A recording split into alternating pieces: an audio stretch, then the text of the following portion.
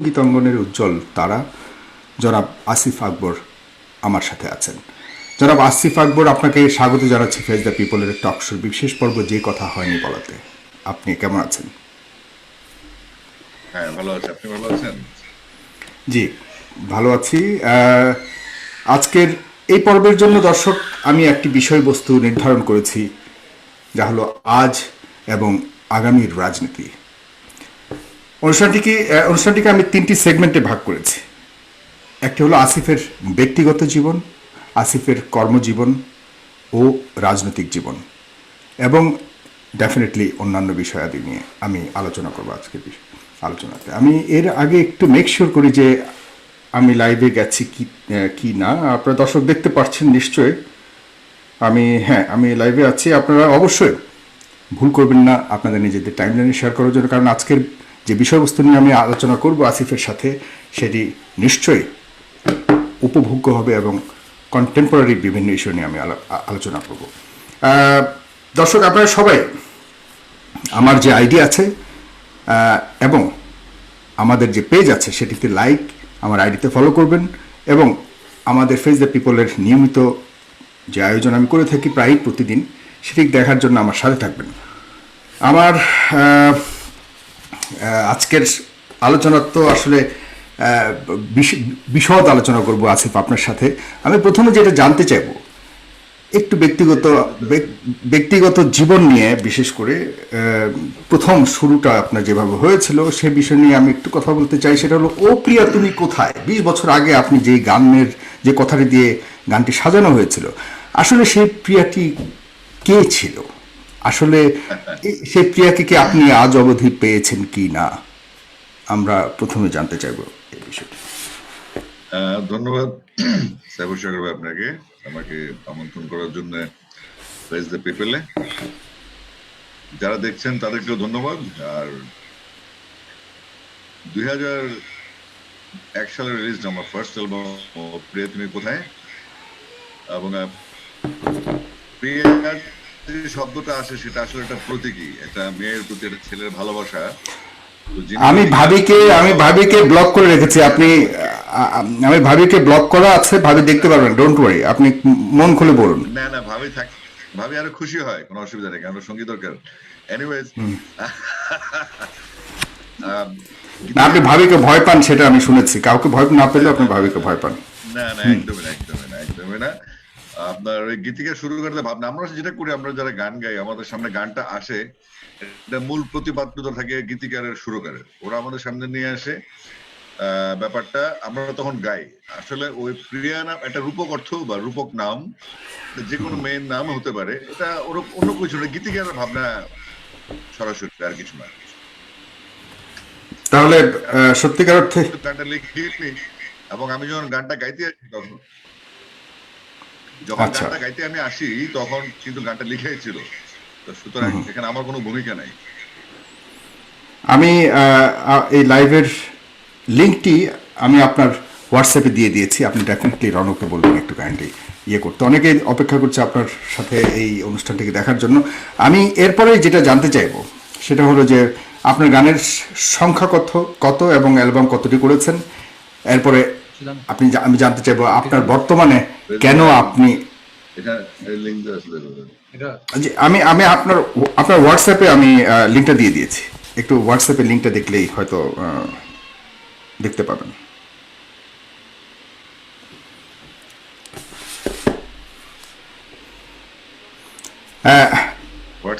But আমি আমার ছেলেকে বলেছি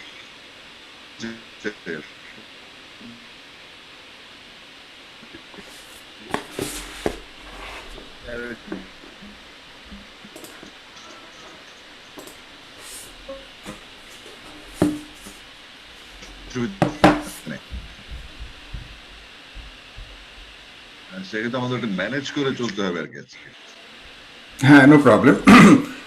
আমি আপনার লিঙ্কটা আপনার হোয়াটসঅ্যাপে লিঙ্কটা দিয়ে দিচ্ছি। অবশ্যই সে শেয়ার করে নেবে। আপনার টাইমলাইনে অনেকে অপেক্ষা করছে, আমাকে অনেকে নক করেছে আপনার কথা শোনার জন্য, আপনার কাছে অনেকে প্রশ্ন করেছে এবং আমরা কিছু কিছু প্রশ্ন ডেফিনেটলি মন্তব্য থেকে নেওয়ার চেষ্টা করব।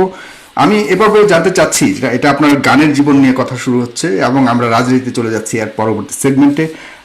আমি জানতে চাচ্ছিলাম যে গান এবং অ্যালবামের সংখ্যা কত? আপনি তো অনেক গান গেয়েছেন, আসলে আমরা জানি না যে কতগুলি গান গেয়েছেন এর আমার সংখ্যা এবং আমার গানের সংখ্যা বা প্রায় 2,500 ফিল্ম, মুভি এবং অডিও অ্যালবাম নিয়ে। তো একটা তো সময় অ্যালবামের সংখ্যা ছিল, শেষ পর্যন্ত আর গুণিনি আসলে, মানে শতদুয়েকের মতো হবে, ডুয়েট মিক্স সলো মিলে। আর গানের সংখ্যা প্রায় 2,500 ফিল্মের গান সহ। এই হচ্ছে ব্যাপার। আর বর্তমানে গানের বাজার কি অবস্থা, জনাব আসিফ আকবর, বাংলাদেশের? হ্যাঁ হ্যাঁ, বলুন। আসলে বাংলাদেশের গানের বাজার বলতে যেটা ছিল 90 থেকে 2010 পর্যন্ত একটা ভালো একটা ফ্লো ছিল। এখন কালের বিবর্তনে আপনার যখন ক্যাসেট চলে যায়, ক্যাসেটের যুগে পাইরেসি চলে আসে, তখন কিছুটা আঘাতপ্রাপ্ত হয়। তারপর আসে সিডি, তারপর শুরু হলো সিডি পাইরেটেড হওয়া, তারপর আবার খারাপ সময় আসলো।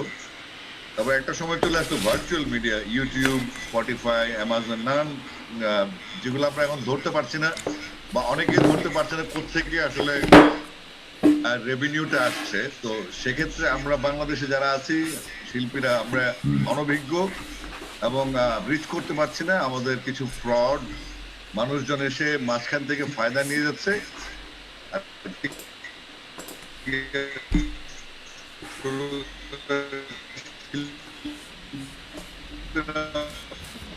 ভালো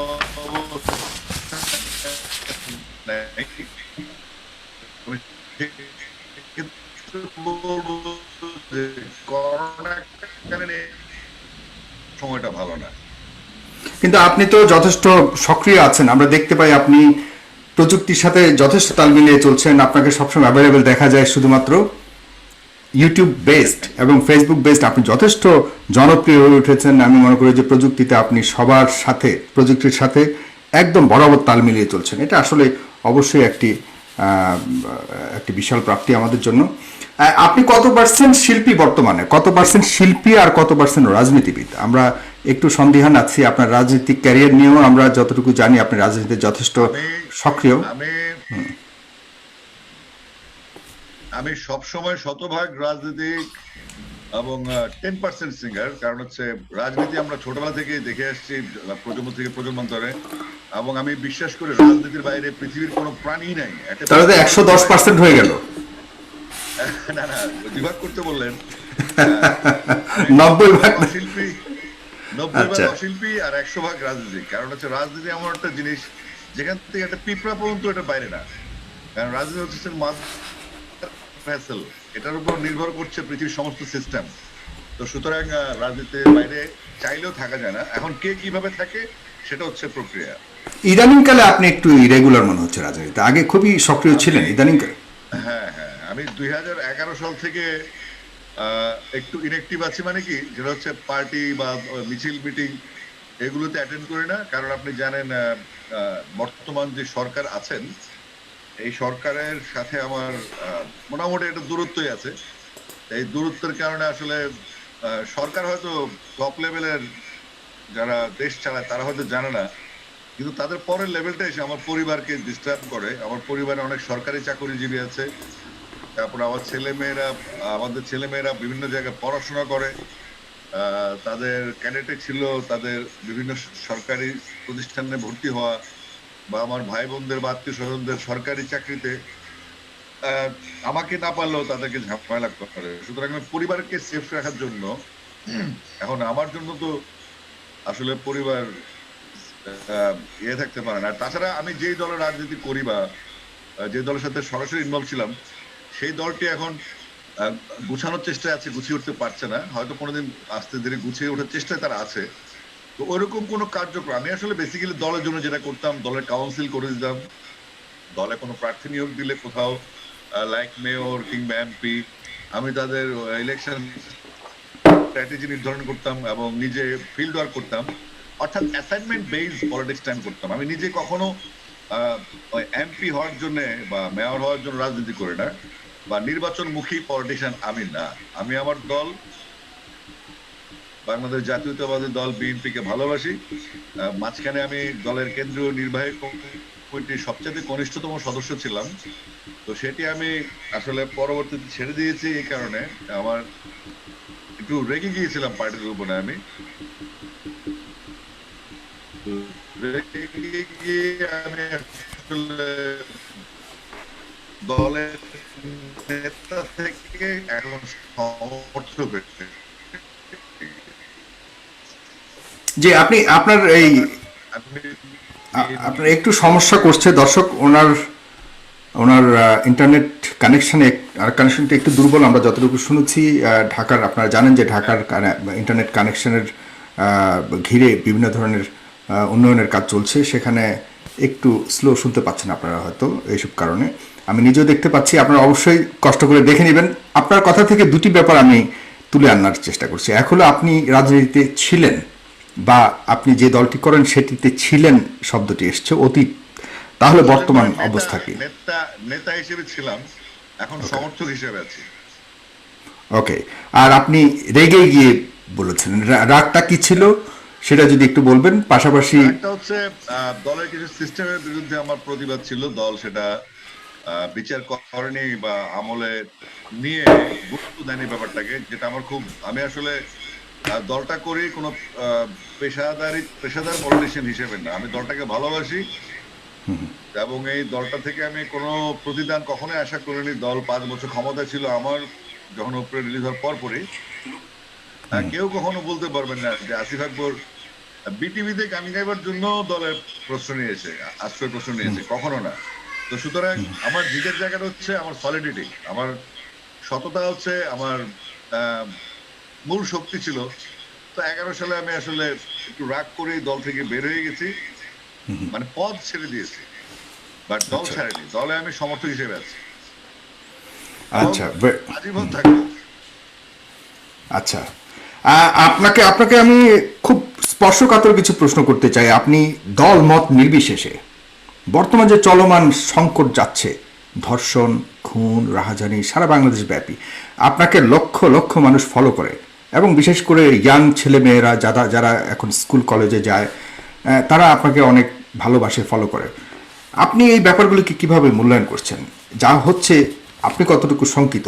আপনি তো দুই ছেলের বাবা, আপনি কি নিজের সন্তানদেরকে নিয়ে শঙ্কিত আছেন কিনা? আর যারা মেয়ের বাবা তাদের অবস্থা কি, খুব স্পষ্টভাবে যদি বলেন কিছু এইসব না, ব্যাপারে। এটা আসলে মহামারী আকার ধারণ করছে ধর্ষণ বাংলাদেশে, বিশেষ করে খুন ধর্ষণ। এটা হচ্ছে আমার মনে হয় একটা বিচারহীনতার সংস্কৃতি চালু হয়েছে, আমরা এখন পর্যন্ত দেখিনি। যেমন আপনাকে বলি, একটু আগের দিকে যাই আমি, আমরা প্রথম আলোর সাথে আমরা কাজ করেছি এক সময়, অ্যাসিড সার্ভাইভার্স ফাউন্ডেশন করেছি, আমরা অ্যাসিড বিরোধী আন্দোলন আমরা করেছি যেন অ্যাসিড সন্ত্রাস না হয়। আজকে বাংলাদেশে অ্যাসিড সন্ত্রাস কিন্তু কোঠায়। তো আসলে এখন সাংগঠনিক ভাবে বা ওইভাবে আমরা কোনো আন্দোলন তৈরি করতে পারছি না।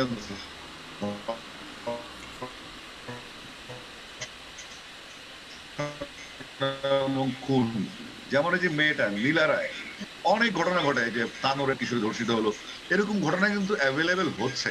তো আমাদের এই বিচারহীনতার সংস্কৃতির কারণে কোনো শক্তিশালী কোনো বিচার, তাৎক্ষণিক কোনো বিচার না হয়, বিচারগুলো প্রলম্বিত হয়, বিচার ব্যবস্থা প্রলম্বিত হয় আসলে রাজনৈতিক আশ্রয় প্রশ্রয় কেউ কিছু বলবে না, বা সাময়িক একটা অসুবিধা হলেও তার ভবিষ্যতে কোনো সমস্যা হবে না, এই বিষয়ে সে নিশ্চিত, যে কারণে সে অপরাধের সাথে সংশ্লিষ্ট হচ্ছে। আর যেহেতু বাংলাদেশে আসলে কোনো ভোটের সংস্কৃতি নাই, মানুষের ভোটাধিকার নাই, সেক্ষেত্রে সরকার যেভাবে পারছে যে কোনো মন্ত্রণালয় বা বিভিন্ন দপ্তরকে ম্যানেজ করে চলার চেষ্টা করছে, যেন তাদের ক্ষমতা সমুন্নত থাকে। তো সেক্ষেত্রে সাধারণ মানুষও বেপরোয়া হয়ে উঠছে, এবং আপনি দেখবেন বাংলাদেশে নতুন একটা কালচার চালু হয়েছে, সেটা হচ্ছে কিশোর গ্যাং। হ্যাঁ, অবারিত ইন্টারনেটের কারণে, গার্ডিয়ানদের অমনোযোগিতার কারণে, কিংবা তাদের বাচ্চা কাচ্চার প্রতি লক্ষ্য না রাখার কারণে ইন্টারনেট বেসড একটা জেনারেশন পয়দা হয়েছে, যেটাকে বলে কিশোর গ্যাং। এবং এরা প্রতিনিয়ত বাংলাদেশে বিভিন্ন পর্যায়ে একটা ত্রাসের কারণ হয়ে দাঁড়িয়েছে। এবং সেই কিশোর গ্যাংয়ের ছেলেরাই কিন্তু একটা পর্যায়ে তরুণ থেকে যুবক হলে এই ক্রাইম গুলো করছে, মানুষ খুন এবং ধর্ষণের মতো। আমি মনে করি যে বিচারহীনতার সংস্কৃতির জন্যই আজকে বাংলাদেশে এই সমস্ত কিছু বেড়েছে। যদি শক্ত বিচার থাকতো, জবাবদিহি থাকতো এবং সবকিছু মিলিয়ে আমরা যদি দেখতে পারতাম দিনের আলো তো বিচার পরিষ্কার হচ্ছে, তাহলে অবশ্যই এগুলো কমে যেত বা বন্ধ হয়ে যেত। জি, আপনাকে ধন্যবাদ। দর্শক, আপনারা অবশ্যই আপনাদের টাইমলাইনে শেয়ার করবেন। আলোচনাটি খুব সুন্দর আলোচনা হচ্ছে। আমি আরেকটা প্রশ্ন করতে চাই যে বিএনপি এবং আওয়ামী লীগের বর্তমান যে রাজনীতি কৌশল, এই কৌশলটিকে কিভাবে দেখছেন? রাজনীতি আসলে কি রাজনীতিবিদদের হাতে আছে? বর্তমান যে রাজনীতিটা চলছে আমরা দেখতে পাচ্ছি, এটাকে আপনি কিভাবে দেখছেন, কিভাবে মূল্যায়ন করছেন? আসলে বাংলাদেশে থাকি তো, আপনার বাংলাদেশে থাকলে অনেক কথা বলা যায় না এখন। কিন্তু আপনি সবসময় স্পষ্ট বলেন। এবং না, আমি একটু একটু কন্ট্রোল করে বলি। কন্ট্রোল করে বলার মধ্যে কিছু অস্বস্তি থাকে, তারপরে বলতে হয়, কারণ আমি তা আপনার মতো সচেতন একজন মানুষ যদি বলতে দ্বিধাবোধ করেন, তাহলে কি সাধারণ মানুষের অবস্থা কি হতে পারে? দ্বিধাবোধ করি না, দ্বিধাবোধ করি না, আমি বলছি নিয়ন্ত্রণ করে বলি। কারণ আপনি জানেন ইতিমধ্যে আমি কিছু ছুটকা মানে ছেচরা কিছু লোকের কারণে জেল খেটেছি। এদের এত ক্ষমতা, এদের বাংলাদেশে কেউ চেনে না, এদের ক্ষমতায় আমি জেলে গেলাম। আর যদি উপর লেভেলে যায়, গুম হয়ে যেও বা ডেকে নিয়ে দেখা যাচ্ছে আমার পা বেঁধে হাউসের মধ্যে বসিয়ে রেখেছে। আমার ছেলেরা আছে, আমার ছেলেদের ভবিষ্যৎ, আমার একটা ফ্যামিলির দিন নাই যে আপনি বিচ্ছিন্নতা বা স্বাধীন দেশ, স্বাধীন দেশে যদি এইরকম অবস্থা থাকে যে আমি কথা বলতে পারবো না, সরকারের বিরুদ্ধে কথা বললে আমার শাস্তি হবে, তাহলে সেক্ষেত্রে আমাকে একটু ভেবেচিন্তে বলা উচিত। কারণ আমার কিছু হলে আমার সাথে আমার পরিবার ক্ষতিগ্রস্ত হবে। যদি হতো দেশে স্বাধীনতা যুদ্ধ চলছে, তখনও তো ভাবতাম যে হ্যাঁ, যুদ্ধে ঝাঁপিয়ে পড়ে। স্বাধীন দেশে আর যুদ্ধ করার কিছু নাই। এখানে যেভাবে টেকনিক্যালি মানুষ বোঝে, বাংলাদেশের মানুষ এখন বোঝে যে কোন কাজটা অনৈতিক, কোন কাজটা নৈতিক হচ্ছে। আমি জাস্ট তাদেরকে হিন্টসটা দিয়ে দেই যে এভাবে কাজটা হচ্ছে, এবং যতটুকু সম্ভব বলা আমি কিন্তু বলি। বাংলাদেশে আর অন্য কোনো শিল্পী বা আপনার সাংস্কৃতিক লাইনে কাউকে পাবেন না যে সরকার, রাজনীতি কিংবা মানুষের দুঃখ কষ্ট, বা সারা বাংলাদেশে চতুর্থ ধাপ বন্যা হয়ে গেছে, আমাদের সঙ্গীত শিল্পী বা নাটক কেউ বলতে পারবে না। অথচ একটা সময় ছিল আমরা কিন্তু এগুলো নিয়ে চ্যারিটি করতাম, মানুষের পাশে ঘুরে বেড়াতাম, ত্রাণ দিতাম, ত্রাণ কালেকশন করতাম। তো এগুলো এখন ওই কালচারটা আসলে চলে গেছে। তো সেক্ষেত্রে আমি যেটা করি সেটা হচ্ছে সরকারের প্রতিবাদ কি করবো। আর সরকারের প্রতিবাদ পত্রিকায় লেখা হয়, টেলিভিশনে দেখা হয়, টক শোতে হইচই চলছে কন্টিনিউয়াসলি। কিন্তু এটা সরকারের সবাই প্রতিবাদ না, আমি যদি বলতে চাই যে হবে না। জি, যে সরকার তো পাশাপাশি উন্নয়নমূলক কাজও করছে, সেটাও ঠিক। সেগুলিকেও কিভাবে দেখছেন? পাশাপাশি আওয়ামী লীগ আর বর্তমানের, যেটা আমি বলতে চেয়েছি যে সঠিকভাবে যে রাজনীতি করবার কথা ছিল, যাদেরকে রাজনীতি করবার কথা ছিল, তাদের হাতে রাজনীতিতে আছে কিনা আপনি সার্বিকভাবে যদি একটু বিবেচনা মানে মূল্যায়ন করেন ব্যাপারটা। না, আমি কোনোভাবেই মনে করি না যে রাজনীতিকদের হাতে রাজনীতি আছে। রাজনীতি চলে গেছে এক ধরনের বুর্জোয়া প্রলেতারিয়েত গ্রুপে, আরেকটা হচ্ছে আপনার ব্যবসায়ী, যেটা যারা, আরেকটা রাজনীতি চলে গেছে আপনার আহ ব্যবসায়ী যারা নতুন অর্থবিত্তের মালিক, রাজনীতি করে বা অন্যান্য অবৈধ ব্যবসা করে যারা টাকার মালিক, তারাই নমিনেশন কিনছে। কারণ নমিনেশন কিনলে এখন এমপি হওয়া যায়। এমপি হতে গেলে আর আপনার ওই তৃণমূল থেকে বিভিন্ন দল, বিভিন্ন গ্রুপ বা ধাপে ধাপে যে বড় হওয়ার ব্যাপারটা আছে, সেটা এখন আর এই সংস্কৃতি বাংলাদেশে নেই। এখন ব্যবসায়ী দেখেন, বাংলাদেশে একটা পাপুল নামে এমপি দেখেন, সেই লক্ষ্মীপুর থেকে নির্বাচিত হলো, অনেক টাকার মালিক, সে টাকা দিয়ে নমিনেশন, তার বউ কিন্তু এমপি, সে আদম পাচারে ধরা পড়লো কুয়েতে। বাংলাদেশের মান সম্মান কিন্তু ঘুরণ্ডিত হলো। এই ধরনের এমপি বাংলাদেশে এখন, এগুলোকে বাংলাদেশের মানুষ বলে রাতের এমপি আর কি, রাতের ভোটের এমপি। তো যেহেতু ভোট কেন্দ্রে মানুষ নাই, কিন্তু একটা একটা প্রার্থী ভোট পাচ্ছে আপনার 2.5 লাখ 3 লাখ, এই করোনার মধ্যেও। আবার যখন আপনার ইভিএম এ ভোট হচ্ছে ঢাকা সিটি কর্পোরেশনে, সেখানে দেখা যাচ্ছে 5% ভোটারও ভোট দিচ্ছে না। তাহলে এই যে, এবং আমাদের বর্তমান মাননীয় নির্বাচন কমিশনারকে বলতে হয় রাতে কিন্তু আর ভোট হবে না, দিনে ভোট হবে। অর্থাৎ এ সমস্ত কথাবার্তায় বোঝা যায় যে আসলে ভোটবিহীন বাংলাদেশে সরকার গায়ের জোরে আছে, বা কোনো একটা বড় দেশের পৃষ্ঠপোষকতা কিংবা স্বার্থের কারণে তারা ক্ষমতায় আছে, যদি বাংলাদেশে সুষ্ঠু নির্বাচন দেয়া হতো, একটা নিরপেক্ষ নির্বাচন কমিশনের আন্ডারে যদি আপনার নির্বাচন দেয়া হতো, আর বাংলাদেশে এখন যে রাজনীতি চলে সেটা হচ্ছে আপনার কবর থেকে উঠে এসে মানুষ ভোট দেয়, এবং কিছু কিছু মানুষ ভোট কেন্দ্র অপেক্ষা করে, তারা মারা গেছেন তাদের সাক্ষাৎ পাওয়ার জন্য, যদি ভোট দিতে আসে তাদের সাথে যেন দেখা হয় অ্যাটলিস্ট। তো এই হচ্ছে বাংলাদেশের রাজনীতি এবং মানুষের ভোটাধিকার প্রয়োগের নমুনা। তো সেক্ষেত্রে যে ভোট হচ্ছে, তো আপনি কি বলবেন আর কি প্রতিবাদ করতে পারেন? যেখানে সিস্টেম নষ্ট, মানুষের মাথায় পছন্দ ধরেছে, মগজে, তো মগজে পছন্দ ধরলে আসলে কাউকে রক্ষা করা যায় না। যে স্বামীর কাছ থেকে নববধূকে যে কেড়ে নিয়ে গণধর্ষণ করা হলো সিলেটের এমসি কলেজে, সেটা তো আপনি ডেফিনেটলি দেখেছেন। এই ঘটনাগুলিকে কিভাবে দেখেন? বেশ করে এই ঘটনাটাকে আপনি কিভাবে মূল্যায়ন এগুলি করেন? এগুলি বাংলাদেশে এখন অহরহ হচ্ছে, এবং সবচেয়ে বড় হচ্ছে সিলেটের এই কলেজটাতে এই ঘটনা বের হওয়ার আগেও মানুষ কমপ্লেন করেছে, অতীতেও অনেক হয়েছে, এবং সেটার সাথে সরকারি দলের ছাত্র সংগঠন জড়িত। আমি কিছু ছাত্রের জন্য সব সংগঠনকে দায়ী করবো না, কিন্তু এই দায়িত্ব নিতে হবে, যেহেতু তারা একই সংগঠনের কর্মী। এবং এমসি কলেজে এই ঘটনাগুলি প্রায় ঘটে চলেছে, এবং বিভিন্ন ক্যাম্পাসে এগুলো হয়, কিছু প্রকাশিত হয়, কিছু প্রকাশিত হয় না। এবং আরো মজার ঘটনা, এই ঘটনা নিয়ে যিনি মুভ করেছেন, আমি সিলেটের মানুষকে সবসময় একটু আলাদা চোখে দেখি, আলাদা রেসপেক্ট দিই, কারণ তাদের ভেতরে কিন্তু এখনো একটা ঐতিহ্য থাকে, একটা ভালোবাসা, মানে একটা সফট কিছু ব্যাপার থাকে সিলেটের মানুষের মধ্যে। এবং আপনি দেখবেন এই পবিত্র আন্দোলনের পরে, জায়গার মানুষ। হ্যাঁ, পবিত্র 360 দেশের মানুষ, তারা তারা কোনো খারাপ কাজ করতে গেলেও ভয় পায়, ভয়ে ভয়ে করে, সম্মান নিয়ে করে। আপনি দেখবেন ছাত্রলীগের একজন সাবেক কর্মী, নেতা, তিনি কিন্তু আবার এই ঘটনাটা নিয়ে সামনে নিয়ে এসেছেন, তিনি প্রতিবাদ করেছেন। অর্থাৎ সরকারি সংগঠনের সাবেক নেতা, যিনি বর্তমানে একজন আইনজীবী, তিনি এই ছাত্রলীগের এগেনস্টে দাঁড়িয়েছেন। এ হচ্ছে নৈতিকতা। এভাবে যখন ফুসে উঠবে মানুষ, এবং আমি মনে করি যে একটা স্পেশাল ট্রাইব্যুনাল করা উচিত, যেভাবে আমাদের যেভাবে ধরে নিয়ে যাওয়া হয় তথ্য প্রযুক্তি আইনে, যেভাবে দ্রুত বিচার করা হয়, দ্রুত বিচার আদালত আছে যেখানে, আমার মনে হয় ধর্ষণ এবং খাদ্যে ভেজাল এবং এই যে আপনার খুন, এই যে করা উচিত, এবং খুব দ্রুততম সময়ে কিছু মামলা যদি আমরা দ্রুত নিষ্পত্তি করতে পারি।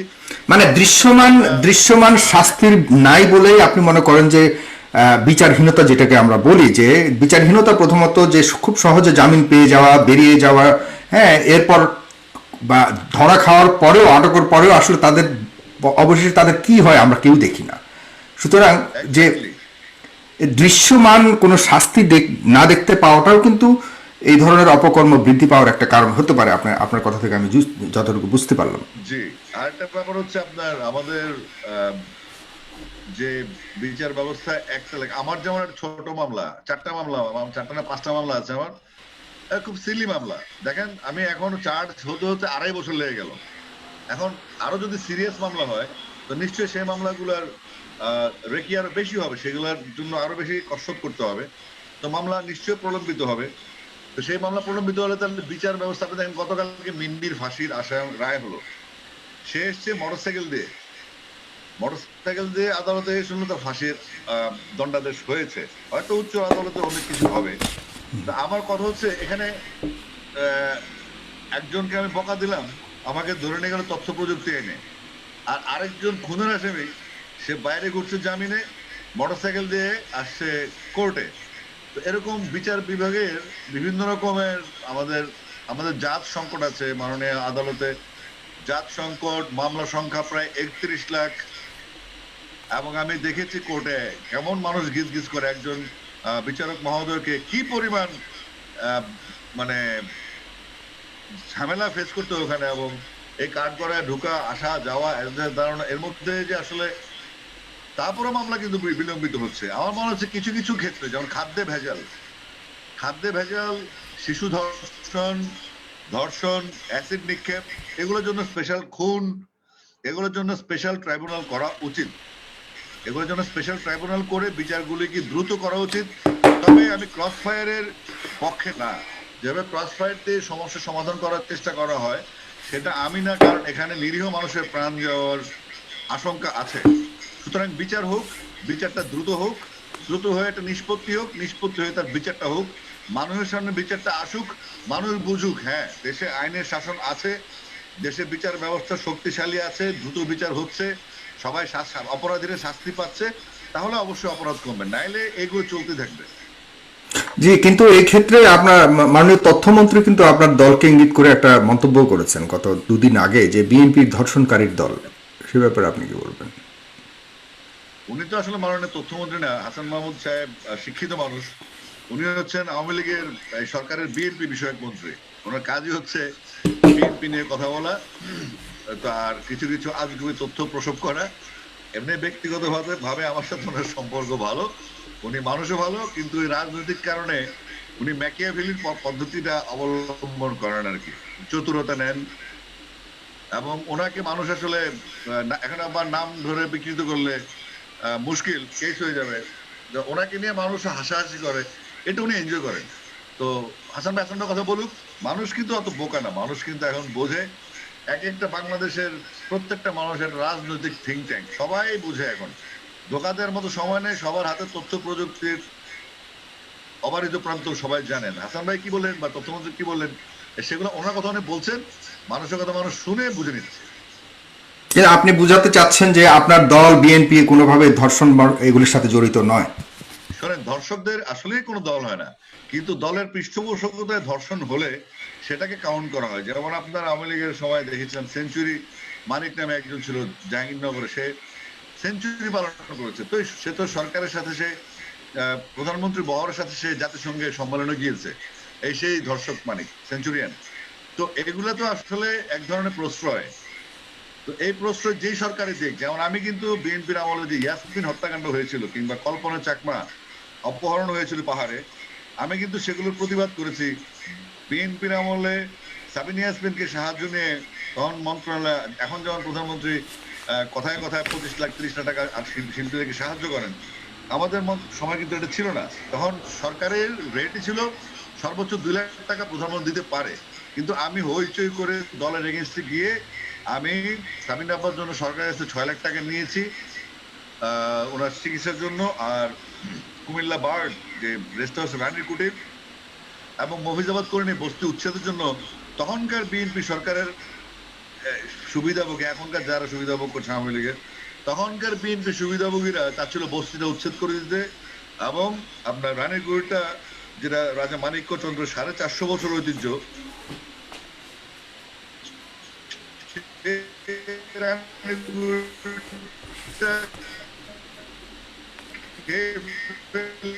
সেখানে কলেজ বা ইউনিভার্সিটি বা ক্লিনিক করার সরকারের বিরুদ্ধে বস্তির ব্যাপারে বলেছি, বস্তির মানুষদেরকে এদেরকে পুনর্বাসন করা ছাড়া উচ্ছেদ করা যাবে না। আর এই আমাদের যে হেরিটেজ কুমিল্লার যে ইতিহাস ঐতিহ্যবাহী যে স্পট গুলো আছে, সেটাকে কোনো অযৌক্তিক ভাবে নতুন ভাবে আধুনিক করা যায় না। যতটুকু আমরা যদি ইতিহাসকে ভুলে যেতে না চাই, এগুলো প্রয়োজন আছে, প্রয়োজনে আপনার রেনোভেট করতে পারেন, কিন্তু তার দলে হতে হয় না। যে কোনো কিছু আমাদের দেশের সবচেয়ে বড় 3টা অধরা জিনিস, আপনি যদি গ্যাস পানি বিদ্যুতের অপচয় রোধ করেন, এটাও কিন্তু একটা রাজনীতি, এটাও কিন্তু দেশের জন্য কাজ করা, এটাও কিন্তু একটা সচেতনতা। সুতরাং সরকারি দল হলেই ধর্ষণ করবে, বেসরকারি দল করবেন তা না।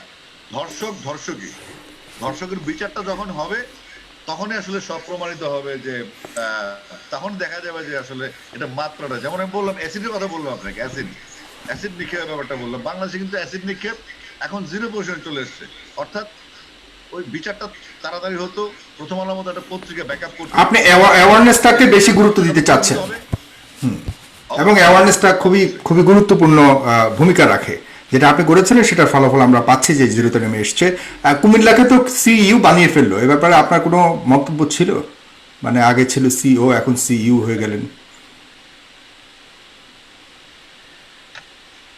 অনেক বড়, প্রায় 3000 বছর ইতিহাস কুমিল্লার। কুমিল্লাকে আগে লেখা হতো KU দিয়ে, একদম প্রথম দিকে। যখন ব্রিটিশরা কাজ করতো 200 বছর আগে, কে ইউ দিয়ে লেখার পর আবার সেই ব্রিটিশদের আমলেই এটা হলো সিও। বর্তমান সরকার এটাকে নিয়ে আসছে সিইউ তে। তবে আমি দাপ্তরিক কাজ কুমিল্লা লিখি এবং লিখে যাব, যখন দেখা যাচ্ছে পাসপোর্ট রিনিউ করতে হবে কিংবা আইডি কার্ডের কোনো ঝামেলা থাকে বা ব্যাংকের কাজ, তখন তো কুমিল্লা লিখতে হলে আমি বাধ্য। যেমন মনে করেন বাংলাদেশের মানুষ, একটা উদাহরণ দিই আপনাকে। বাংলাদেশের মানুষকে বলা হয় বাঙালি, কিন্তু আমাদের জাতীয়তা কিন্তু বাংলাদেশি, আমরা কিন্তু বাঙালি না।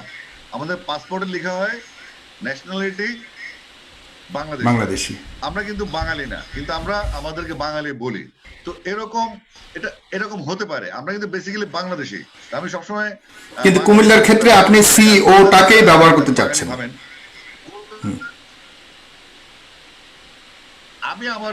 আমি যতদিন আমার নিজস্ব কথা থাকবে ততদিন আমি সিও ব্যবহার করবো, কারণ এটা মায়া জন্মে গেছে একটা।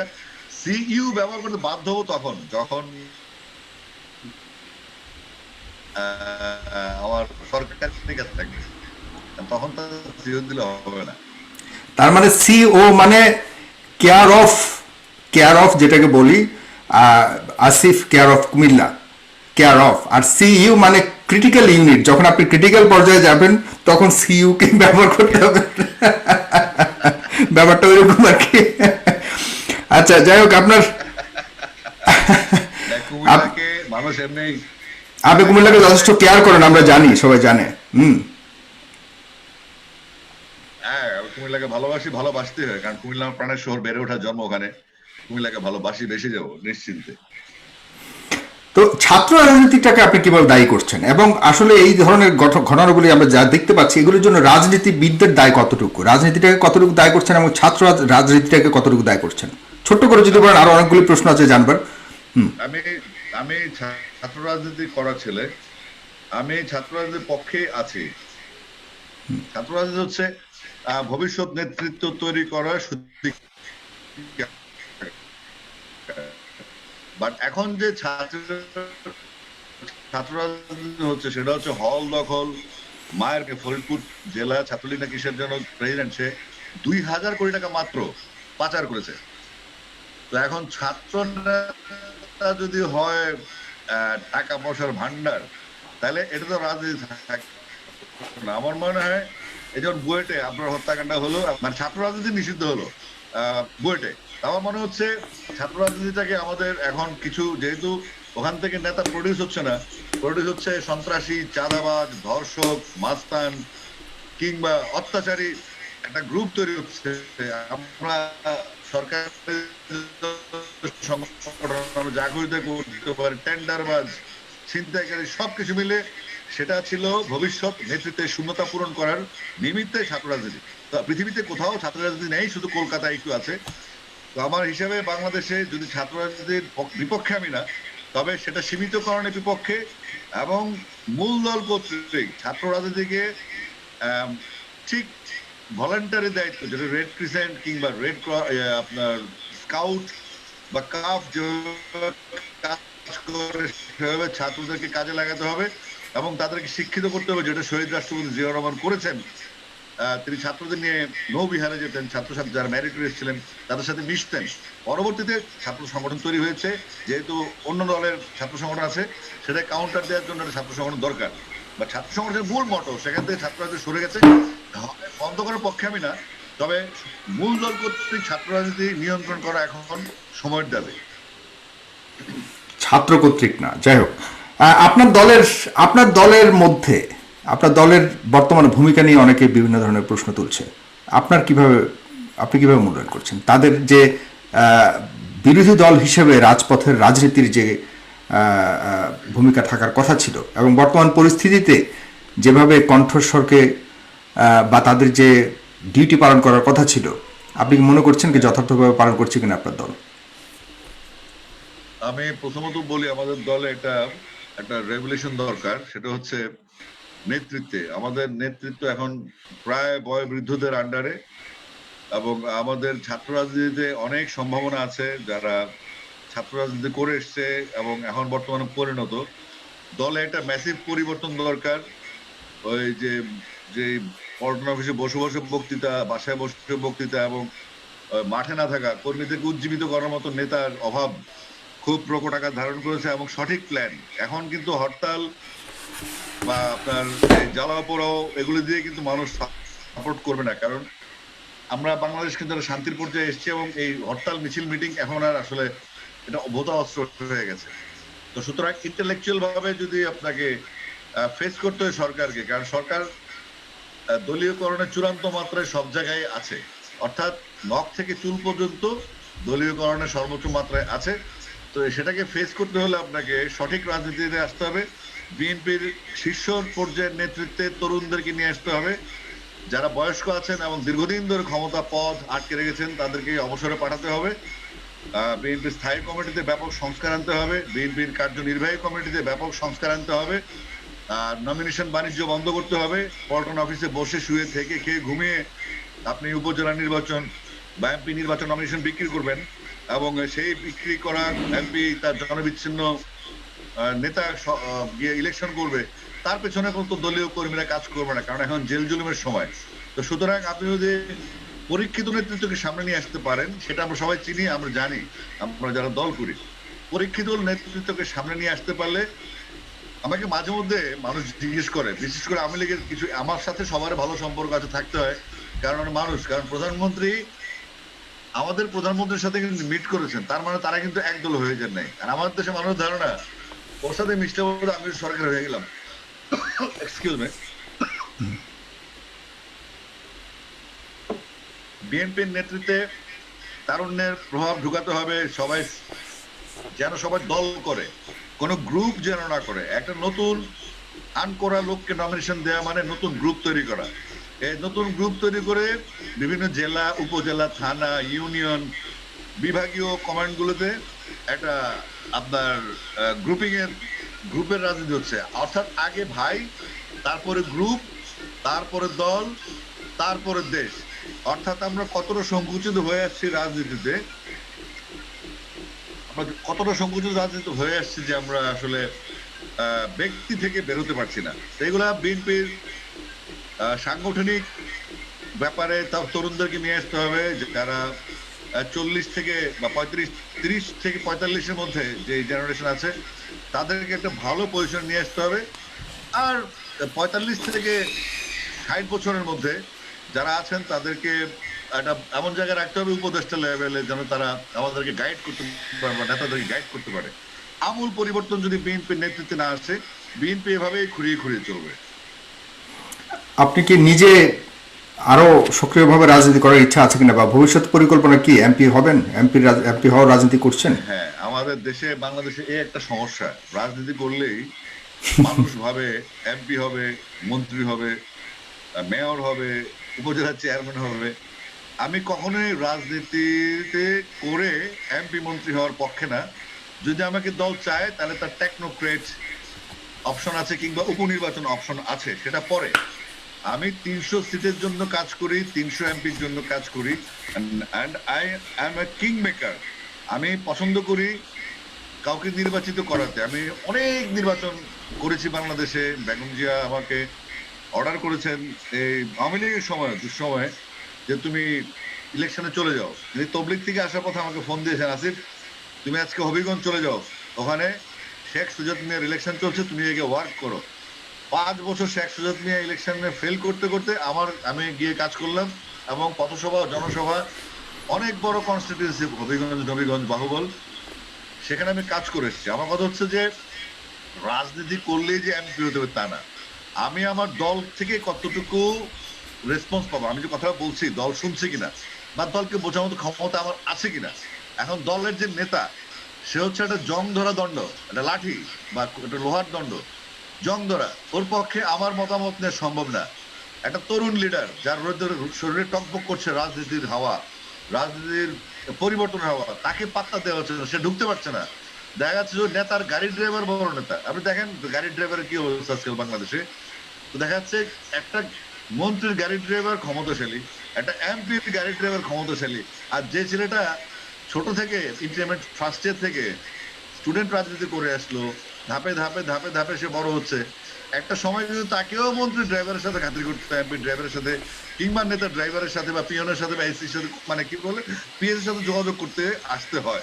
তো সুতরাং এসব করে রাজনীতিতে নেতৃত্ব তৈরি হবে না, তৈরি হবে হতাশা, এবং সেই হতাশাগ্রস্ত জেনারেশনে আসলে অকারেন্সে জড়িয়ে পড়ে আস্তে আস্তে, অপরাজনীতিতে জড়িয়ে পড়ে। এটা আমিও মানি, আপনার সাথে আমিও একমত। আসলে একটা পর্যায়ে এসে আমাদের মন্ত্রী এমপির ড্রাইভাররা বা পিএসরাই কিন্তু খুব বেশি পাওয়ারফুল হয়ে যায়। তাদের সাথে দেখা করার আগে আমাদের এদের কাছে অনেক কৈফিয়ত দিতে হয়, যেটা অনেক দুঃখজনক, আসলে অনেক দুঃখজনক। বিএনপির মনোনয়ন বাণিজ্য নিয়ে আমি যা দেখেছি, আপনার শুধু মনোনয়ন বাণিজ্য না, আপনার পদবি বিক্রির আমি নিজে দেখেছি যে পল্টন অফিসে কিছু মানুষ থাকেন, এরা ড্রাইভার পিয়নের মাধ্যমে টাকা নিয়ে মনোনয়ন দেন। তো যখন যোগ্য নেতা নমিনেশন পাবে না, সে তো রাজনীতিতে নিরুৎসাহিত হবে। তার যে শ্রম দলের প্রতি, তার যে ডেডিকেশন, তার যে আনুগত্য দলের প্রতি, তো সেগুলি তো আস্তে আস্তে নষ্ট হবে। তখন সেও ধান্দাবাজ হয়ে যাবে। সে চাইবে কিভাবে একটু লাইন গার্ড করে সুবিধা করা যায়। আর আমার যে রাজনীতির কথা বলছেন, আমি রাজনীতি বিএনপির করি। বিএনপি আমার ডাকুক বা না ডাকুক, একজন সমর্থক হিসেবে আমি শহীদ জিয়ার আদর্শের সৈনিক ছিলাম, আছি, থাকবো। এটা সবসময় বলি, আজকেও বললাম, যেন মানুষ যেন মনে রাখে যে জাতীয়তাবাদের কখনো মরে না। তারা পিঁপড়ার চেয়েও ভয়ঙ্কর, দলে দলে মরবে তবুও টিকে থাকবে ইনশাল্লাহ। আপনি কি মনে করেন সে পর্যায়ে আছে আপনার দলের জনপ্রিয়তা, এবং সে আপনার দলের প্রতি কি মানুষের ভালোবাসা কতটুকু আছে? আপনি যেভাবে বললেন যে মরবে, সে মরার মতো ডেডিকেটেড মানুষজন আছে আপনার দলে? না, ডেডিকেটেড মানুষগুলো তো সাইড করে দেওয়া আছে। যারা আছে তারা সুবিধাভোগী, উচ্ছিষ্টভোগী। কারণ হচ্ছে আপনার বাংলাদেশে যদি বলি, যদি নেতা বলি, বিএনপি ছাত্র, আমি ছাত্র দলের সাথে।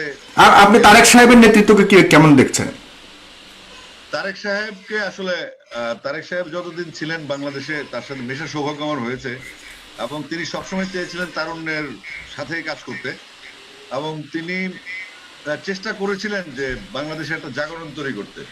বাট তিনি আসলে অন্য দলের ষড়যন্ত্র, বা যতই বলুক বিদেশি ষড়যন্ত্র, তিনি আসলে আমাদের দলের অভ্যন্তরে ষড়যন্ত্রে পড়েছেন, এবং তার সম্বন্ধে যতটুকুই নেগেটিভ কথা বলা হয়, সেটার জন্য আমি সরকারকে দায়ী বা সরকারি দলকে দায়ী করবো না, বা কোনো বুদ্ধিজীবীকে দায়ী করবো না। ওনার উপদেষ্টা, ওনার আশেপাশে লোক, এবং আমাদের দলের কিছু মানুষ ওনাকে কিছু কিছু ক্ষেত্রে মিসগাইড করেছে, সেটাই, আর কিছু না। বাট তারেক রহমানকে আমি ব্যক্তিগতভাবে যতটুকু চিনি, তাকে আমার ভালো লাগে, তাকে আমার পছন্দ। যদি আমি কখনো কোনো ফ্যাসিলিটিস নেই না, কখনো যোগাযোগ করি না, বাট যে পরিবারের সদস্য, তারা এমন একটা পরিবারের সদস্য, যে পরিবারটা বাংলাদেশের 16 কোটি মানুষের নেতৃত্ব দিয়েছেন, একটা প্রেসিডেন্টের ছেলে, একটা প্রধানমন্ত্রীর ছেলে। যে ভুলগুলি হয় সেটা আমরা শুধরানোর চেষ্টা করতে পারি, অত্যাচার না করে, কিন্তু বা তাকেও স্বীকার করতে হবে যদি তিনি অপরাধ করে থাকেন বা অপরাধ প্রমাণিত হয়। সেক্ষেত্রে আমরা হচ্ছে কি, বিচারের আগে মানুষকে আসামি ভাবতে শুরু করি, বা অপরাধী ভাবতে শুরু করি। এখান থেকে বেরিয়ে আসতে হবে। আর পক্ষপাতিত্বপূর্ণ বিচার আমরা জানি। তো তারেক রহমান, আমি বিশ্বাস করি যে হয়তো কোনোদিন আওয়ামী লীগ সরকারও তো 21 বছর পরে ক্ষমতা এসছে, তাই না? তো সুতরাং রাজনীতি আজকে কালকে কোনো বিষয় না। রাজনীতি একটা সময় সাপেক্ষ ব্যাপার। রাজনীতিতে সময় দিতে হয়, এবং বাংলাদেশের রাজনীতি ডেভেলপ করুক, বাংলাদেশের রাজনীতিতে ভোটার থেকে ফিরে আসুক, সেটাই চাই আমি। তারেক সাহেব কি দেশে আসবেন? দেশে আসছেন না কেন? আপনার কাছে কি মনে হয় যে উনি ভয়ে আসছেন না? অনেকে আওয়ামী লীগ থেকে বলা হচ্ছে বারবার, আপনার নেতা দেশে আসছেন না, বিদেশে বসে বসে ইয়ে করেন, এবং সেদিন এই কথার উপরে ভিত্তি করে সেক্রেটারি জেনারেল, আওয়ামী লীগের সম্মানিত সেক্রেটারি জেনারেল একটা মন্তব্য করেছেন যে টেমস নদীর পাড়ে বসে বঙ্গোপসাগরে ঢেউ তুলবার স্বপ্ন আসলে দুঃস্বপ্ন রয়ে যাবে। আসলে অনেক কবি মানুষ তো, একটা গাছ দেখলে ওনার কবিতা আসে, একটা পাখি দেখলে কবিতা আসে, আর নদী থাকলে তো কোনো কথাই নেই। উনি বইও লিখেছেন। যাই হোক, এগুলো আসলে আপেক্ষিক ব্যাপার। তারেক রহমান কখন আসবেন, কিভাবে আসবেন, আমরা এটা জানি না। তবে বাংলাদেশ জাতীয়তাবাদী দলের প্রাণ তিনি, এবং শহীদ রাষ্ট্রপতি জিয়াউর রহমানের সন্তান হিসেবে তিনি দলের চেয়ারপারসন বর্তমানে ভারপ্রাপ্ত। আমি এতটুকু জানি। আমি যেটা জানি সেটা হচ্ছে, আমি বিএনপির রাজনীতি করি, শহীদ রাষ্ট্রপতি আদর্শের বিশ্বাসী সৈনিক, কিন্তু আমি কোনো ব্যক্তি পূজারি নই, আমি দলকে ভালোবাসি। আমরা অনুষ্ঠানের প্রায় শেষ প্রান্তে আপনার কাছে আরেক দুটি জিনিস জানতে চাইবো। সেটা হলো খুব সাম্প্রতিককালে আমরা একটু লক্ষ্য করেছি যে আপনি ওই একজন জনপ্রিয় লেখক পিনাকি ভট্টাচার্যকে নিয়ে কিছু বিষোদ্গার করছেন। এই ব্যাপারটি অনেকেই জানতে চেয়েছে আমার কাছে মন্তব্যের মধ্যে যে আচ্ছা, আসলে এটা কি বলতে চাই, এটা একটু। আমি আসলে এটা আজকে প্রশ্নটা তুলেছেন, ভালো হয়েছে। আমি আসলে ওনাকে চিনতাম না। উনি অনেক বড় ব্লগার, উনি অনেক বড় রাইটার এবং উনি অনেক জ্ঞানী মানুষ, এটা আমি জানতাম না। হঠাৎ করে আমি একটা পোস্ট দিয়েছিলাম সিলেট নিয়ে, উনি আমার ওই পোস্টটা কোট করে আমাকে বেকুব টেকুব বলেছে। মানে ওনার মতো করে একটা বেকুব এই না সে না লেকচার দিল। তো আমি কিন্তু একজন প্রথিতযশা আইনজীবীর সন্তান এবং আমি নিজেও কোর্ট কাছারিতে মামলা খাই, মামলায় ঘুরতে হয় আমাকে। তো তিনি যেভাবে বলেছেন সেটা কাউন্টার দিতে গিয়ে আমার আমার হয়েছে কি, আমার একটা বাসায় একটা বিড়াল ছিল, ছোট বিড়াল সিম্বা। ও মারা গেছে খুব ছোট অবস্থায়, 1 মাস বয়সে মারা গেছে, ফুসফুসে তার ইনফেকশন হয়েছিল। তো ওই দিন মনটা খুব খারাপ ছিল। তো এই মেজাজ খারাপের উনি যেটুকু বলেছেন সেটা নিঃসন্দেহে তিনি খারাপ ভাবে বলেছেন। তবে আমি যত খারাপ ভাবে বলেছি সেটা আমার বলা উচিত হয়নি, এটা আমি বিশ্বাস করি। উনি একজন জ্ঞানী মানুষ। আমি আজকে আপনার অনুষ্ঠানের মাধ্যমেই ওনার কাছে আমি সরি বলে নিচ্ছি যে আসলে এটা আমি ওনাকে ঠিকমতো জানতাম না। বাট আমি পাবলিক রিয়েক্ট দেখলাম, ওনার অনেক ফ্যান্স ফলোয়ার আছেন এবং তাদের কিছু ফ্যান ফলোয়ার খুব বাজে কমেন্ট করেছে, যেটা আমার মাথায় হিট করেছে, কারণ আমার ফ্যান ফলোয়ার আছে। তা আমরা যদি পারস্পরিক সম্মান বলতে থাকি, উনি যদি সিনিয়র হয়ে থাকেন, ওনার উচিত আমাকে স্নেহ করা, এবং উনি স্নেহ করলে কিন্তু আমি শ্রদ্ধাটা করবো। তো পিনাকি ভট্টাচার্যের সাথে আমি চিন্তাম না ওনাকে, বাট আমার মনে আর কোনো রকম কোনো সংশয় নেই, ওনার বিরুদ্ধে আর কোনো রাগ আমার নেই। উনি যা খুশি করবে করুন, ওনার মতো করতে থাকুন। বাট আমি নিজ থেকে দুঃখিত, আমার এইভাবে লেখাটা উচিত হয়নি। আমার মানসিকভাবে একটু বিপর্যস্ত ছিলাম, কারণ বাসায় সবাই খুব শোকাগ্রস্ত এবং মেজাজও খারাপ ছিল। আমার ওনার কমেন্টটা দেখে পোস্টটা দেখে আমি ঘুমাতে পারি রাত্রিবেলা, খুব বিরক্ত লাগছিল। তাই জেগেই আমি স্ট্যাটাসটা লিখেছি। তবে এটা ঠিক হয়নি, আমার এভাবে লেখা ঠিক হয়নি। আমি উত্তর দিতে পারতাম, আর একটু শালীন ভাবে দিতে পারতাম। আসলে যদি জানতাম উনি এরকম বা ওনাকে মানুষ পছন্দ করে কিংবা উনি অনেক পপুলার, তাইলে হয়তো আমি বলতাম না। আমি আবারও দুঃখিত, এটা ভয়ে বলছি না, সো নাইস অফ ইউ। না, এটা ডেফিনেটলি সম্মান দিয়ে ওনার ওনার ওনার ওনার উনি একজন সম্মানী মানুষ, আপনি বুঝতে পেরেছেন, তখন আপনি এখন রিগ্রেট করছেন যে ব্যাপারটি এভাবে করা উচিত ছিল, অন্যভাবে উচিত করতে হয়নি, পারতেন। এবং সেটা আমি যে বলবো এটা হচ্ছে না, বাট আপনার মাধ্যমে আজকে বলে দিলাম যে আমার এটা করা উচিত হয়নি, ওনারও উচিত হয়নি। তো এখন থেকে আর এগুলো হবে না, আমি ওনাকে সম্মান করে চলবো এবং উনিও যেন আমাকে স্নেহ করেন। সম্পর্কটা এভাবেই থাক, কোনোদিন সময় সুযোগ হলে দুজন মিলে একটা ছবি তুলবো। বেশ, খুব সুন্দর আবেদন আপনার। ডেফিনেটলি আমি আশা করি এই অনুষ্ঠানের মাধ্যমে ওনার কাছে সেই তথ্যটা পৌঁছবে এবং উনিও একইভাবে আপনার একই সুরে আশা করি আপনার সাথে এগিয়ে করবেন। আপনার কাছে শেষ কথা জানতে চাই, কি এক্সপেক্ট করছেন ভবিষ্যৎ রাজনীতির কাছ থেকে, কিভাবে কি আশা করছেন, কি কি হওয়া উচিত বাংলাদেশের ভবিষ্যৎ? দেখুন, আমি চাই তরুণরা রাজনীতিতে আসুক। বাংলাদেশ যে আই হেট পলিটিক্স জেনারেশন তৈরি হচ্ছে, এটা খুব দুঃখজনক। আবার যারা পলিটিক্স করছে তারা হচ্ছে মাস্তান কিংবা সমাজের বোঝা হয়ে যাচ্ছে এরা। এই রাজনীতিকে থেকে বেরোতে হলে আমাদের নেতৃত্বে আমূল পরিবর্তন আনতে হবে, তরুণদেরকে ইনভলভ করতে হবে।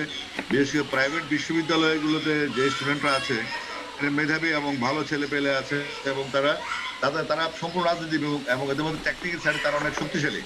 তাদেরকেও রাজনীতি নিয়ে আসতে হবে এবং দলকে নজর দিতে হবে তার ছাত্র সংগঠনের প্রতি, যেন ছাত্র সংগঠন কোন রকম মাস্তান বাহিনী বা পাঁচাটা পেটোয়া বাহিনী বা আতুরি বাহিনী, এইসব হেলমেট বাহিনীতে পরিণত না হয়। তাদেরকে ইউজ করতে হবে রাষ্ট্রের জন্য, like scout, like cup, like voluntary, like red crescent society যেরকম কাজ করে ভলান্টিয়ার নিয়ে। ছাত্রদেরকে হতে হবে পড়াশোনার পাশাপাশি মানুষের সেবক, যেন তারা ভবিষ্যতে শিখে যায় কিভাবে মানুষকে সেবা করতে হয়, মানুষের পাশে দাঁড়াতে হয়, এবং এভাবে একটা সুন্দর জেনারেশন তৈরি হবে আশা করি আমি, ইনশাল্লাহ। আমাদের এই অনুষ্ঠানটি প্রায় 5টি পেজ এবং গ্রুপে একযোগে পরিচালিত হচ্ছে, একযোগে আপনারা হয়তো একসাথে দেখতে পাচ্ছেন না। সুতরাং আমাকে যে মানে কার যে মন্তব্য আমি তুলে আনবো আমি বুঝতে পারছি না। শত শত মন্তব্য পড়েছে এখানে। আসিফ আকবরের নিজের পেজও চলছে, আর আমাদের যে পেজগুলি আছে সেগুলিতে আলাদা আলাদাভাবে চলছে। সুতরাং আপনারা ভিউয়ার্সগুলি যা দেখতে পাচ্ছেন সব একসাথে দেখতে পাচ্ছেন না, আলাদা আলাদাভাবে দেখতে পাচ্ছেন। আমি একটু বলছি, শুধুমাত্র কয়েকজনের নাম বলতে চাচ্ছি। সেটা হলো এম মহসিন, তিনি বলেছেন কোনো প্রশ্ন নেই, আমি শুধু আসিফ ভাইয়ের সাথে একবার দেখা করতে চাই। এরপর উম্মে সালমা, তিনি লিখেছেন তিনি একজন ডাক্তার, আমি যদি জানি অপ্রিয় অপ্রিয় গানটি শুনতে চাই একবার। সেটা ডেফিনেটলি আমরাও চাই। যদি আসিফ আকবর আমাদেরকে এক লাইন শোনান সেটা আমরা শুনে নিব।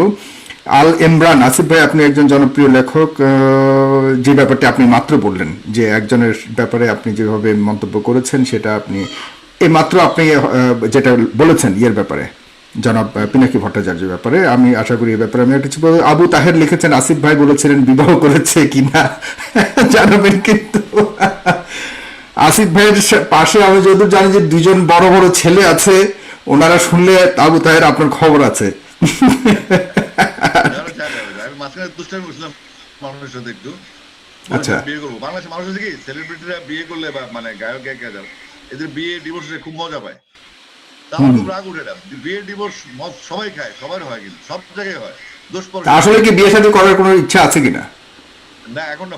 যদিও মুসলমানদের তো 4টা বিয়ে করার জায়েজ আছে, আমি যদিও by the with the permission of ভাবি, হ্যাঁ প্রথমে বলে নিচ্ছি। ভাবির পারমিশন আছে, কিন্তু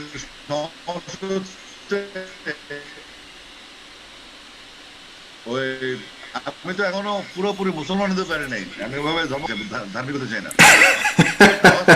যেগুলো দরকার ওগুলো পরে ধার্মিক হলে ভালো, শুধু না, চান্স বা সুযোগ যদি থাকে অবশ্যই জানাবেন। অবশ্যই আপনাকে অনেক হাজারো হাজারো মানুষ 50 বছর হলে ভাববো ইনশাল্লাহ। 50 বছর না, আর 70-এর উপরে বিয়ে করার তো একটা নমুনা, এবং 70 বছর বয়সের পরেও যে বাচ্চার বাবা হওয়া যায় এটা কিন্তু আপনাদের কুমিল্লাতে বা আমাদের কুমিল্লাতে প্রমাণ অলরেডি আছে। আমাদের মাননীয় সাবেক রেলমন্ত্রী কিন্তু প্রমাণ দিয়েছেন। হ্যাঁ, সুতরাং সেক্ষেত্রে আপনি তো ভয় পাওয়ার কথা। এবং যমজ বাচ্চাও হয়েছে। হ্যাঁ, সুতরাং ডাবল পাওয়ার যেটাকে বলা যায়। মানে কুমিল্লার ছেলেদের যে অনেক শক্তিশালী সেটা প্রমাণ করে দিয়েছে।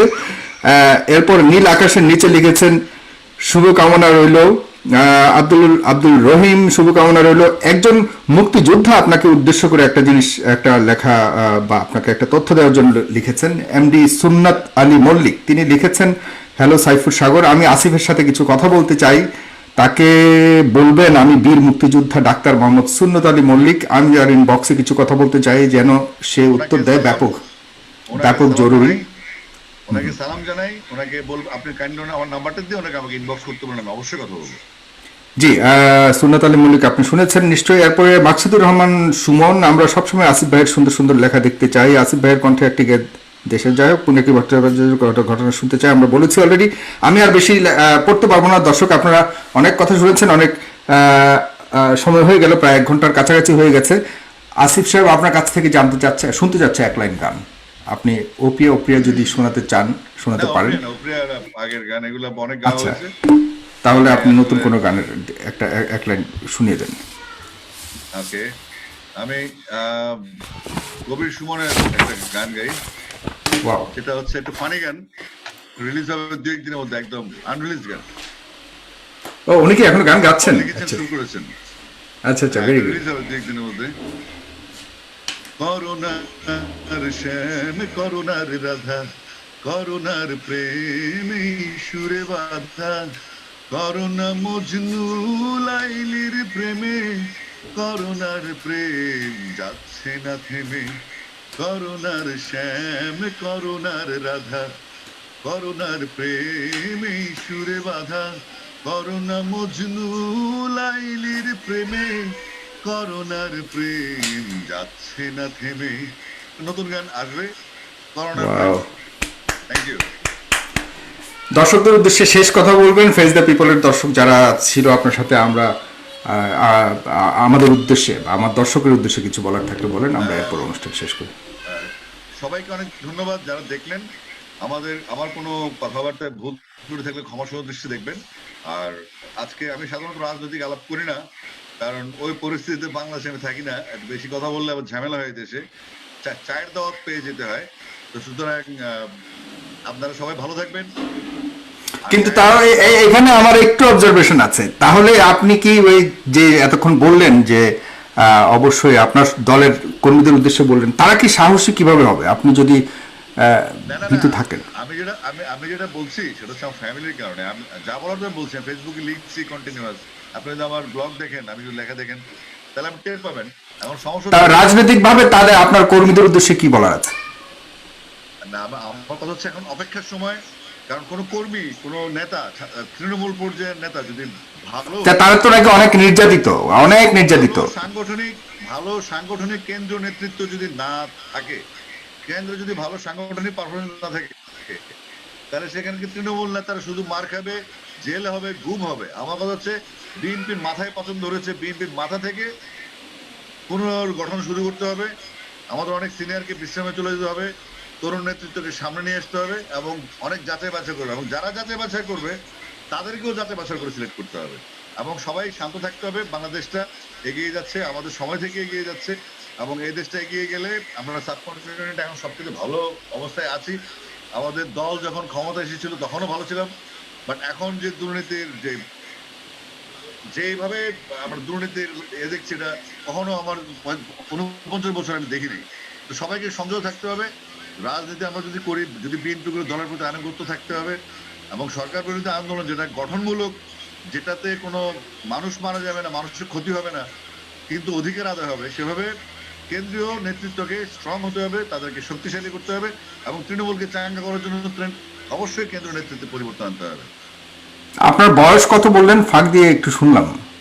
আমার বয়স 48 বছর 6 মাস।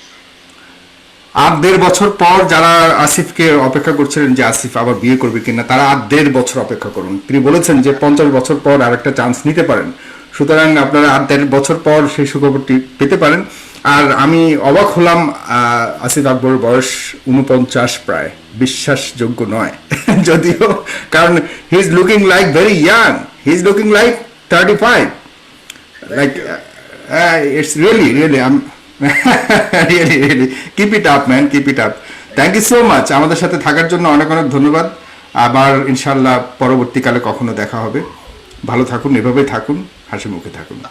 আপনাকেও ধন্যবাদ, আপনার মাধ্যমে সবাইকে ধন্যবাদ। সবাই ভালো থাকবেন, সুস্থ থাকবেন, সুন্দর থাকবেন। Thank you so much. খুদা হাফেজ।